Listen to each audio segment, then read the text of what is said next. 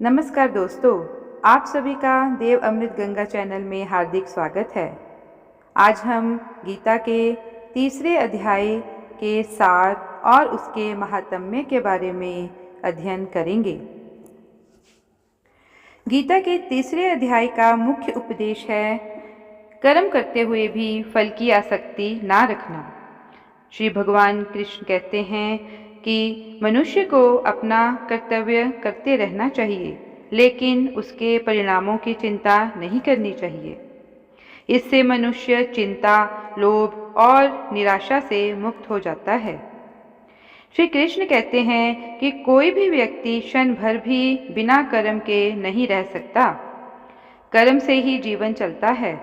शरीर का पालन, समाज का संचालन और आत्मोन्नति सब कर्म से ही संभव है। इस अध्याय में श्री कृष्ण स्वधर्म के पालन पर बल देते हैं, अर्थात अपने कर्तव्य को ईमानदारी से करना चाहिए। दूसरों का कर्म करने से बेहतर है कि मनुष्य अपना कर्तव्य अपूर्णता से ही करे। जब प्रत्येक व्यक्ति अपने दायित्व को निभाता है, तब समाज में संतुलन और सद्भाव बना रहता है। श्री भगवान बताते हैं कि हर कर्म को यज्ञ, ईश्वर को अर्पण की भावना से करना चाहिए।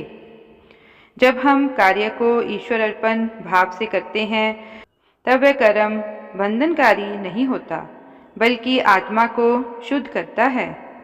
यज्ञ भावना का अर्थ है कामना रहित, निस्वार्थ और ईश्वर के लिए कर्म करना। श्री भगवान कहते हैं कि सच्चा ज्ञानी भी कर्म करता है, परंतु आसक्ति रहित होकर। आज के व्यस्त जीवन में गीता का यह अध्याय अत्यंत उपयोगी है। यह सिखाता है कि कठिन परिश्रम करते हुए भी मन शांत रखा जा सकता है। परिणाम की चिंता छोड़ने से तनाव और प्रतियोगिता का दबाव कम होता है। हर काम, चाहे छोटा हो या बड़ा, ईश्वर को समर्पित भाव से करने पर पूजा बन जाता है। गीता के तीसरे अध्याय का मुख्य संदेश यही है कि हमें कर्तव्य करना चाहिए, फल की इच्छा नहीं रखनी चाहिए। और इसका मुख्य उद्देश्य मन की शुद्धि, धर्म की रक्षा और मोक्ष की प्राप्ति है। अब हम तीसरे अध्याय के महात्म्य के बारे में अध्ययन करेंगे। तीसरे अध्याय का महात्म्य एक छोटी सी कहानी के रूप में प्रस्तुत करते हैं। श्री नारायण जी बोले, हे लक्ष्मी, एक शूद्र अकेला ही वन में रहता था। उसने बहुत से कुकर्म करके बहुत सा धन एकत्रित कर लिया, किंतु किसी कारण से उसका सारा धन जाता रहा। धन आदि के चले जाने से वह शूद्र बहुत चिंतित रहता और लोगों से पूछता, कोई कर्म बताओ जिससे मैं पृथ्वी में जो धन है उसे निकाल लूं, वह द्रव्य मेरे हाथ लगे। किसी से कहता, कोई ऐसा अंजन बताओ जिसे आंखों में लगाकर मैं पृथ्वी का सकल धन देख लूं। तब किसी ने उससे कह दिया कि मांस मदिरा खाया पिया कर। वह उसके अनुसार यह खोटे कर्म करने लगा, चोरी चकारी करने लगा। एक दिन अपने चोर साथियों द्वारा ही वह मारा गया और मरकर प्रेत योनि को प्राप्त हुआ। प्रेत बनकर वह एक वट वृक्ष पर रहने लगा। वह बड़ा दुख पाता और हाय हाय करता रहता, विलाप करता और कहता कि मेरे कुल में क्या कोई ऐसा नहीं जो मुझे इस अधम देह से छुड़ाए। इसी प्रकार उसे बहुत समय गुजर गया। इसी बीच उस शूद्र की पत्नी ने एक पुत्र को जन्म दिया। जब उसका पुत्र बड़ा हुआ तो उसने अपनी माता से पूछा, हे माता, मेरे पिता क्या करते थे और उनकी मृत्यु किस प्रकार हुई? तब माता ने उसे बताया, बेटा, तेरे पिता के पास बहुत सा धन था जो यूं ही जाता रहा। फिर एक दिन वह धन की लालसा से चोरी करने लगा तो दूसरे चोरों ने उसे मार दिया। हे माता, क्या तूने उनकी गति कराई थी? माता ने कहा, नहीं। हे माता, हमें उसकी गति करानी चाहिए, पुत्र ने कहा। फिर पंडितों से सब हाल कहकर पूछा कि मेरे पिता का उद्धार किस प्रकार होवेगा। तब पंडितों ने कहा, तू गया जी जाकर उसकी गति करा, तब तेरे पितरों का उद्धार होगा। बेटा अपनी माँ की आज्ञा लेकर गया जी को चला। प्रयागराज के दर्शन स्थान करके आगे बढ़ा तो एक वृक्ष के नीचे सुस्ताने बैठ गया। वहाँ उसे बड़ा भय लगा। यह वही वृक्ष था प्रेत योनि को प्राप्त होकर जिस पर उसका पिता निवास करता था।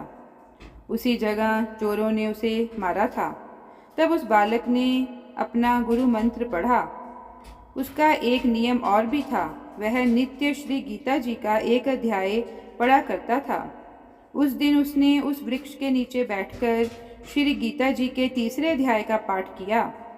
उसके पिता ने प्रेत योनि में उसे सुना, जिससे उसकी प्रेत देह छूट गई और तत्क्षण ही उसे देवदेही प्राप्त हो गई। स्वर्ग से विमान आए।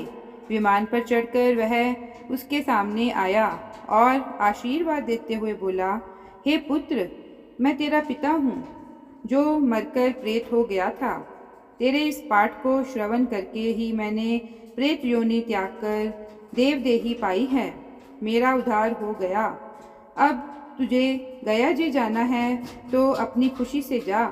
जिस कार्य से तू गया जी जाना चाहता था वह तो यहीं इस पाठ से पूर्ण हो गया।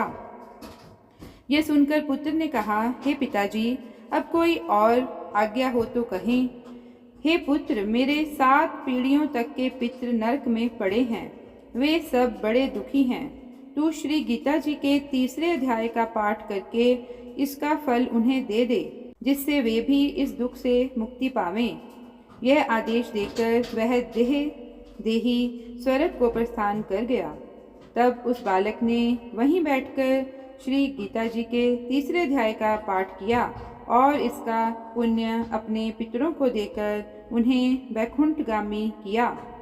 तब यमदूतों ने राजा धर्मराज के पास जाकर कहा, महाराज, नरक में तो बहुत से लोग नहीं हैं, वहाँ तो उजाड़ पड़ा है। जो कोई जन्मों के पाप कर्मी थे उन्हें श्री ठाकुर जी के दूत विमानों पर बैठाकर ले गए। यह सुनते ही धर्मराज वैकुंठ धाम जाकर श्री नारायण जी के सम्मुख उपस्थित हुए और बोले, हे देवादिदेव, जो जीव जन्मांतरों के पापी थे, आपके दूत उन्हें विमानों पर बैठाकर वैकुंठ को ले गए हैं। अब नरक भोगने का दंड किसे और किस प्रकार देवें। हे धर्मराज, तू दुखी मत हो और मेरी बात ध्यान देकर सुन। जो जीव श्री गीता जी का पाठ पढ़े या श्रवण करे या कोई किसी को पाठ किए का फल दान करे, उन जीवों को तू कभी नरक ना देना, ये मेरी आज्ञा है। श्री नारायण जी लक्ष्मी जी से बोले, हे लक्ष्मी, गीता जी के तीसरे अध्याय का यह फल मैंने तुझसे कहा। श्री गीता जी के तीसरे अध्याय के पढ़ने या श्रवण करने से पापी भी वैकुंठ धाम का अधिकारी हो जाता है। बोलो सच्चिदानंद भगवान की जय। जय श्री कृष्णा।